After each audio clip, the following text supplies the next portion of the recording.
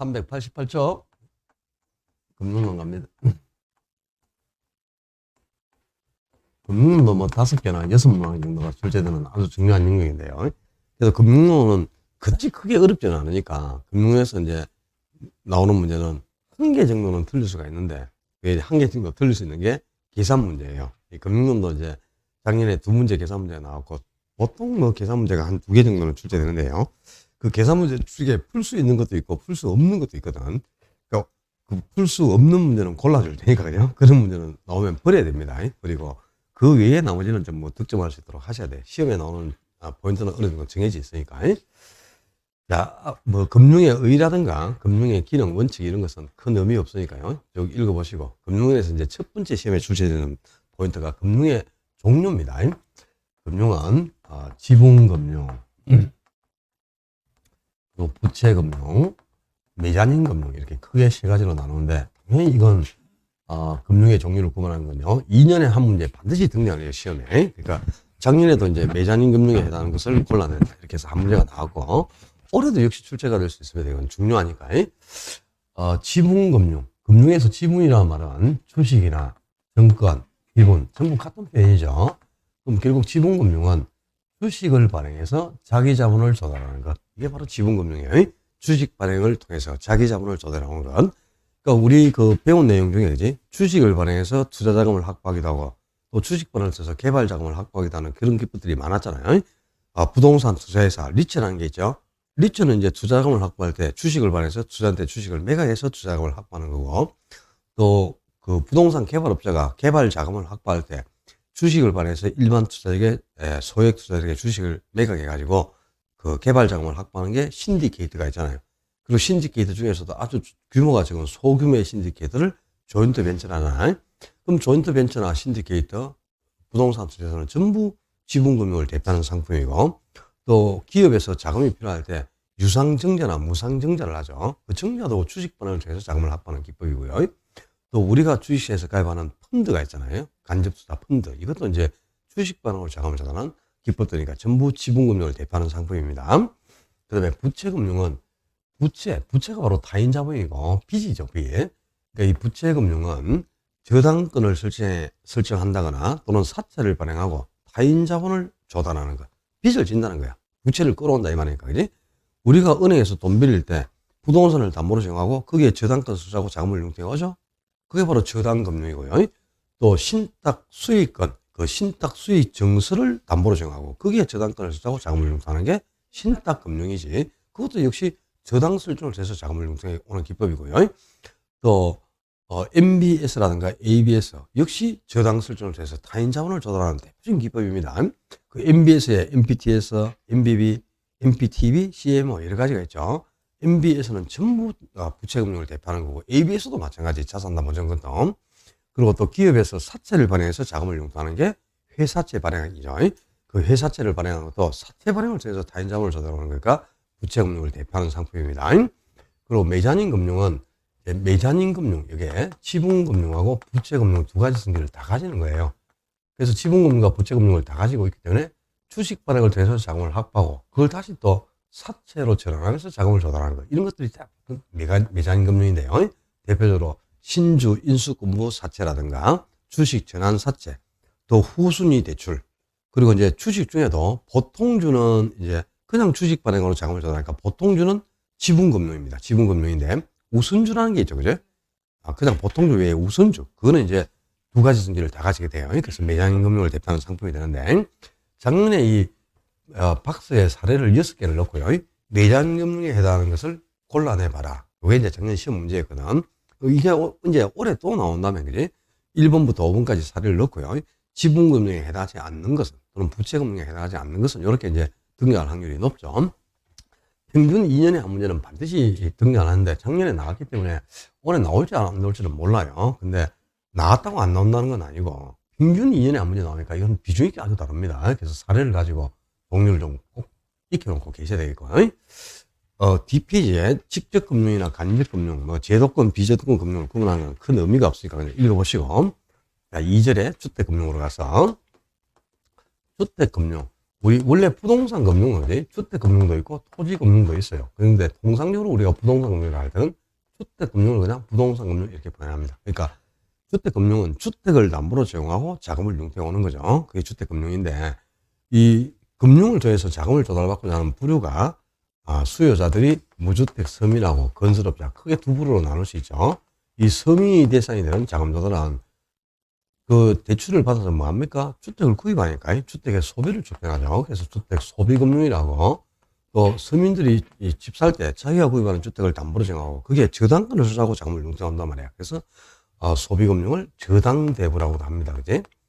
그리고 건설업자가 대상이 되는 자금 조달은 자금을 조달받아서 뭐 한다? 주택을 개발해서 공급하는 거잖아요. 이거는 이제 공급자 금융이죠. 이거는 소비자 금융이고 서민이 대상이 되는 건축대부가 아닌 저당대부는 소비자 금융이고, 그죠? 소비자를 대상으로 자금을 조달해 주는 거고, 건설업자를 대상으로 하는 거는 공급자에게 주택 개발 자금, 공급 자금을 조성해 주는 거지. 그러니까 주택 개발 금융 또는 건축 자금을 조달하니까 건축대부라고 하는데요. 이 서민이 대상이 되는 저당대부와 건설업자가 대상이 되는 건축대부가 성격이 판이하게 다르단 말이야. 그래서 이 성격을 좀 구분해야 돼요. 이거 뭐 시험에 자주 나오거나 그렇지는 않은데, 상식으로도 당연히 구분하고 계셔야 되겠네요. 무주택 서민들이 대상이 될 때는 대출 기간도 길어요. 10년에서 30년까지로 길고 또 금리도 아주 낮게 적용을 하지. 그러니까 장기 저리로 자금이 공급되고 그리고 대출도 주택 구입 자금을 일시불로 한꺼번에 대출해주고 상환은 10년 이상 나눠서 분할 상환을 하는 거잖아요. 그러니까 저당 대부는 일시불 대출의 분할 상환이다.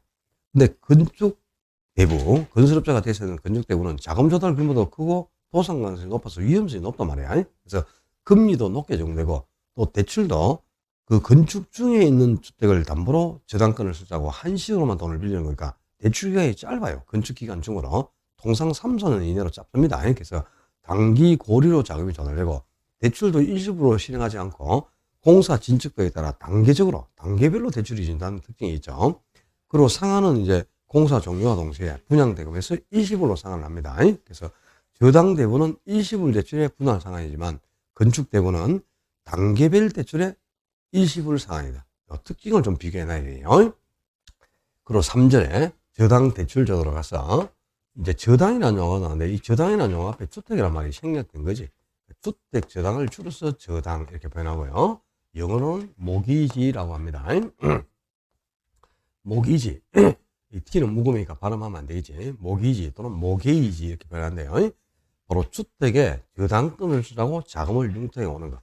우리 그 집 살 때 구입하는 주택을 직접 담보로 정하고 그게 저당권을 수주해주고 자금을 융통하는 거잖아, 그지? 그걸 바로 주택 저당 또는 저당 모기지를 한다 이 말이야. 주택을 담보로 제공하고 그게 저당권을 설정해 주는 대가로 자금을 융통하는 것. 이걸 주택 저당이라고 하고요. 저당 유동화, 저당 유동화. 유동화라는 말은 뭔가를 사고 팔아서 자금을 확보한다는 뜻이에요. 그럼 저당 유동하니까 저당권을 팔아서 자금을 융통한다 이런 뜻이죠. 그지? 금융기관이 차입자에게 대출해 줄 때 일시불로 대출을 실행하고 장기간 분할 상환을 받는단 말이야. 그럼 대출을 일시불로 하고 상환은 분할해서 받으니까 다른 말로 바꾸면 목돈으로 돈을 빌려주고 푼돈으로 회수한다는 뜻이에요. 그럼 일정 시점이 지나면 자금이 고갈될 수밖에 없어요. 덩어리채로 1억, 2억 빌려줬는데 상환은 한 달에 3, 40만 원 상환은 온다. 그럼 좀 지나면 자금 없잖아요. 그래서 금융기관도 이제 자금을 조성하는데 그 자금을 조성하는 방법이 차입자에게 대출해주고 확보한 무수히 많은 저당권을 모아가지고 그 저당권을 담보로 제공하고 금융기관도 대출을 받는 거야. 저당권을 팔아서 자금을 융통한다는 거죠. 그래서 저당 유동화 또는 대출 채권 유동화 이렇게 표현합니다. 여기까지는 중요한 것도 별로 없어요. 시험에 나오는 것도 별로 없고 요거 금융의 종류 지분금융하고 부채금융 매장금융 구분하는 거는 뭐 2년에 한 번씩 반드시 나오니까 사례를 가지고 이 사례들을 좀 익혀놔야 됩니다. 그러니까 신디케이터라든가 조인트벤처, 리처는 대표적인 지분금융, MBS나 ABS, 회사채 이런 것은 대표적인 부채금융, 그리고 신주 인수금융사채라든가 주식 전환사채, 또 후순위 대출, 우선주 이런 것은 매장금융을 대표하는 상품이다. 구분하고요. 자, 이제 실제 금융론의 시험 범위입니다. 4절에 저당상환방법.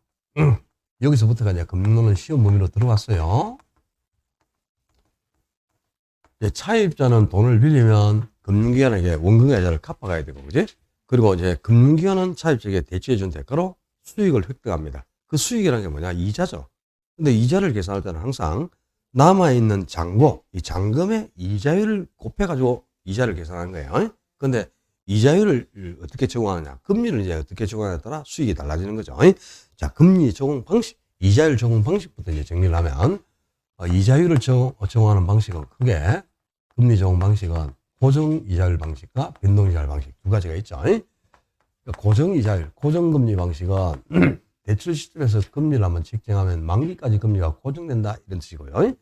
변동 이자율, 변동금리 방식은 대출 후에 인플레가 발생하면 금리를 인상할 수 있도록 약정한다는 뜻입니다. 금리를 변한다는 뜻이니까, 그지? 그래서 이율을 적용하는 방식은 이렇게 두 가지인데, 자, 고정금리로 대출을 실행하게 되면 대출 후에 인플레가 발생해도 금리를 인상을 못하는 거지. 그러면은 이제 대출 후에 인플레가 발생했을 때 금리를 인상할 수가 없기 때문에 인플레가 발생하려면 화폐 가치가 하락한 만큼 대출자 입장에서는 화폐 가치가 하락해서 손실이 처리되는 것이고, 차입자는 화폐 가치가 하락해서 싼 이자를 지급하고 있는 셈이니까 차입자가 이득을 보게 됩니다. 그래서 이 금융기관이 화폐 가치가 손실이 초래됐는데 이 손실을 계속 자기가 다 떠안고 가지는 않아요. 어떻게든 차입자의 손실을 증가시키게 됩니다. 그 방법이 이제 나중에 인플레가 발생하면 금리를 인상하겠다고 약정을 하는 거야. 이게 바로 변동금리인데, 그럼 변동금리는 이제 대출 후에 인플레가 발생하면 금리를 인상한다는 뜻이잖아요. 그지? 그렇기 때문에, 인플레가 발생해서 금리를 인상한다면 이제 이자 부담이 차입자에게 증가가 된 거지. 그래서 변동금리는 대출자, 금융기관인 대출자를 인플레이션 위험에서 보호하기 위해서 만든 수단이다 그 말이야. 그러니까 차입자가 아니고 대출자를 인플레이션 위험에서 보호하기 위해서 만든 융자 방식, 이게 변동금리라는 뜻이고요. 변동금리는 인플레가 발생하면 금리를 변화시킨다는 건데, 어떻게 해서 금리가 변화되느냐? 자, 변동금리는 이자율을 책정할 때 기준금리에 가상금리를 추가해서 금리를 책정하게 됩니다. 이 기준금리를 지표라고 하고, 지표.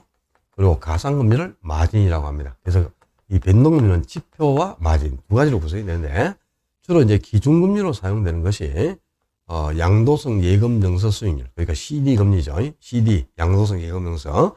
이 양도성 예금증서 수익률이 가장 많이 사용되고, 또 전국은행연합에서 제공하는 금리, 코픽스 금리, 이 자금 조달 비용 지수라고도 하는데요. 이 코픽스 금리인 자금 조달 비용 지수, 이것도 이제 기준금리로 사용이 되는 거예요. 그리고 가상금리는 차입자의 신용 등급에 따라 달라지는 거죠. 그지? 그래서 대출 시스템에서 차입자의 신용을 평가해가지고 신용 등급이 뭐 5등급이다. 그러면 이제 기준금리에 뭐 2.8%를 추가했다. 이렇게 해서 이제 금리가 책정되는 거거든. 근데 이 가상금리는 대출 시점에서 차입자의 신용을 평가해가지고 차입자하고 약정을 하잖아요. 그럼 대출 후에 아무리 신용 등급에 변화가 오더라도 가상금리는 변하지 않아요. 가상금리는 고정되어 있는 겁니다. 대출 기간 내내 불변이고, 기준금리가 변하기 때문에 변동금리가 되는 거야. 이 기준금리인 CD금리가 3개월 단위로 변하고요. 코픽스 금리가 6개월에서 한 12개월 주기로 한 번씩 변합니다. 그래서 기준금리가 변하니까 변동금리가 되는 거지, 가상금리가 변하는 게 아니다. 이게 이제 중요 포인트예요. 가상금리는 불변입니다. 대출 시점에서 약정을 하면. 기준금리가 변하니까 변동금리고, 지금 현재 우리나라에서 제공되는 지금 2022년 2, 4분기 기준금리가 몇 프로 정도 됩니까? 어제 뉴스 봤습니까? 몇 프로 돼요? 뉴스 뭐 봤는데요?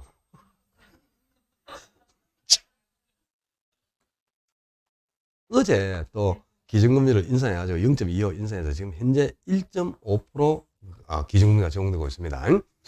작년 8월부터 해가지고 지금 0.25%씩 매번 인상했어요. 그러니까 매번 인상했으니까 1%가 금리가 상승한 거죠. 이 금리 1%란 게 엄청나게 큰 겁니다. 작년 8월 23일 날 0.25% 인상하고 나서 지금 네 번째 0.25씩 인상을 해가지고 지금 몇 달 사이에 벌써 6개월은 좀 지났구나. 그지?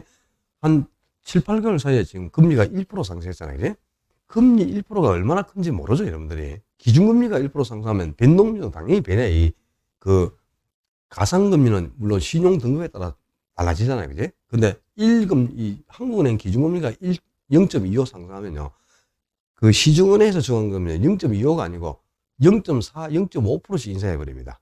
응? 예대 마진이라는 게 있기 때문에. 그래가지고 금리 0.2% 상승하는 게 실제 엄청난 큰 여파를 주는 거예요. 근데 지금 금리를 인상을 안 할 수가 없는 거지. 왜? 물가가 너무 심하게 상승하니까. 그러니까 어쩔 수 없이 이제 금리도 인상해야 되고. 그러면 이제 우리가 돈을 빌려서는, 우리 그 차입자나 소비자들 입장에서 볼 때는 그지? 금리도 인상해서 이자 부담도 가중되지. 물가는 또 계속 더 오르고 있죠. 그리고 수입은 계속 줄죠 또. 뭐 코로나 때문에 실직자가 늘어나고, 그지? 수입은 계속 줄고. 그러니까 뭐 이거 이중고, 삼중고지 지금, 그지? 앞으로 이게 어느 정도 시점에서 해결될지 몰라요. 올해 안에, 그죠? 금리가 아마 두세 번 더 인상될 확률이 높습니다. 그러면 2% 이상 이제 2%를 초과해, 기준금리가 2%를 초과할 가능성이 높아지죠. 그럼 불과 한 1년, 2년 전만 해도 대출금리 전체가 가상금리까지를 합쳐도, 그죠? 2%대. 시중금리 좋은 사람은 2%대. 조금 더 높아도 3%대에서 다, 대출을 받았잖아요. 이제는 5%, 6%로 올라가는 거야. 기준금리 이게 조금 상승하는 게 그렇게 큰 여파를 줍니다. 신용대출 같은 경우는 지금 이미 8%선까지 금리가 육박해 있는 상태거든요. 상당히 지금 가계부채들은 늘어났지, 그지? 집주마다 빚 없는 집이 어디 있습니까, 그지? 우리나라의 가계부채 규모가 어느 정도인지도 모르죠, 지금. 여러분들이, 그지? 엄청납니다. 평균 가구당 부채가 8천만 원이에요.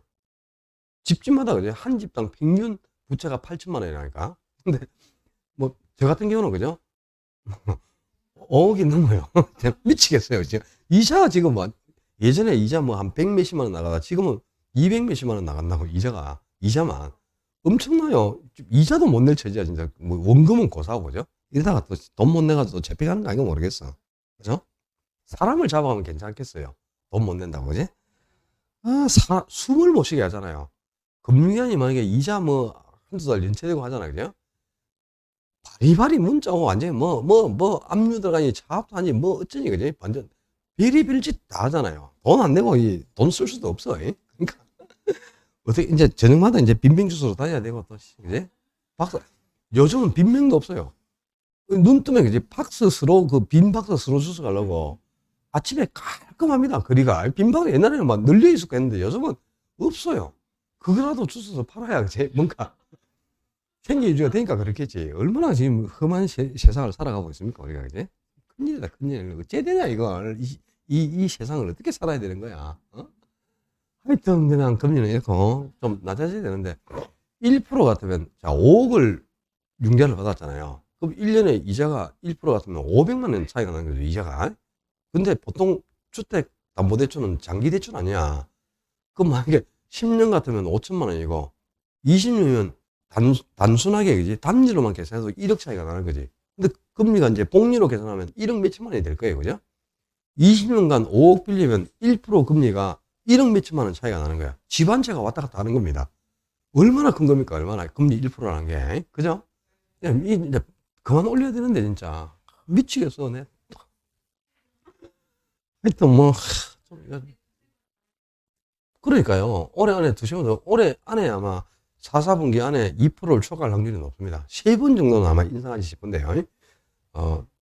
어제 바로 0.25 인상해가지고 지금 1.25에서 1.5로 또 상승했는데 참 심각한 수준입니다. 지금 그것도 이제 한국은행에서도 그렇게 안 할 수가 없어요, 지금. 물가를 못 잡기 때문에. 근데 금리가 상승하면 이제 소비자를 줄면서 물가 상승률 자체가 억제되는 그런 효과는 나타나거든요. 그래서 물가 상승을 억제하기 위해서 금리를 인상하는 건데 이게 물가 상승을 잡을 강도가 아닙니다. 지금은요. 왜냐하면 우리 국내 여건 때문에 이 물가가 상승하면은 충분히 금리 인상으로 통제가 가능한데요. 지금 외부 요인 때문에 물가가 상승하는 거잖아요. 우크라이나 사태 이 전쟁 때문에 그 수입 자체가 안 되잖아, 그지?